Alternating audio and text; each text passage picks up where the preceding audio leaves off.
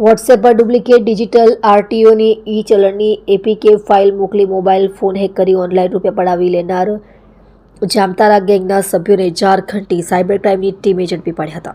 સુરતના senior સિટીઝનને mobile WhatsApp પર અજાણ્યાએ RTO ઈ ચલણની APK file મોકલી હતી અને તે ફાઇલ ફરિયાદીએ ડાઉનલોડ કરતા જ તેમનો મોબાઈલ ફોન હેક થઈ ગયો હતો અને તેમના મોબાઈલમાં આવેલા ઓટીપીના માધ્યમથી ₹2,45,000 ટ્રાન્સફર થઈ ગયા હતા. આ મામલે સિનિયર સિટીઝને સુરત ક્રાઇમ બ્રાન્ચમાં ફરિયાદ નોંધાવી હતી.